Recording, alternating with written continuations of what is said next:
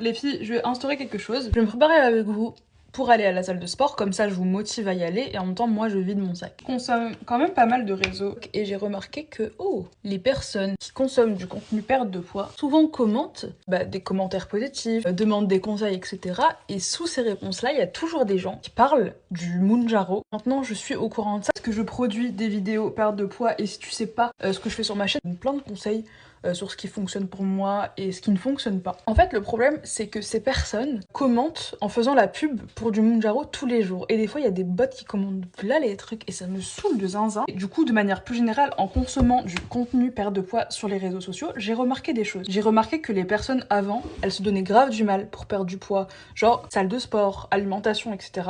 Certes, c'est toujours le cas avec d'autres choses tels que le Mounjaro et tout, il y a des gens qui se donnent du mal et tout, mais la plupart continuent d'avoir des habitudes alimentaires de zinzin, juste qu'ils ont l'appétit coupé. Du coup, ils apprennent pas vraiment à mieux manger, et le souci avec ça, enfin de ce que j'ai compris, de personnes qui en ont pris, c'est que quand le traitement s'arrête, ils reprennent toutes leurs mauvaises habitudes, et je trouve que c'est pas une solution de long terme de fou. Alors oui, pour les personnes qui sont genre grave bloquées dans leur perte de poids, ça va les aider de fou. Il y a des personnes qui prennent de bonnes habitudes alimentaires parce que leur médecin leur ont dit en fait, il faut que vous preniez Mounjaro, ok, mais à côté, il faut que vous mangiez bien, que vous preniez de nouvelles habitudes de vie. Il y a des gens qui écoutent et il y a des gens qui n'écoutent pas. Et je vous jure que ça me tend parce qu'il y a des personnes littéralement qui donnent ça comme la solution de facilité de prendre Mounjaro, mais les gars, si vous prenez pas de bonnes habitudes de vie derrière, ça ne sert à rien.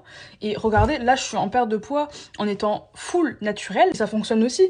Certes, c'est plus lent. Par contre, il faut plus de patience parce que c'est beaucoup plus lent. C'est vraiment en train de me tendre parce que je me dis, en fait, les personnes donnent vraiment pas le bon exemple et tendent le Mounjaro comme la situation de facilité, alors que littéralement, ce n'est même pas remboursé. Pour la grande majorité des cas, ce n'est pas remboursé et ça coûte une blinde en fait. Alors que littéralement, un abonnement à la salle, c'est quoi? C'est 25 balles.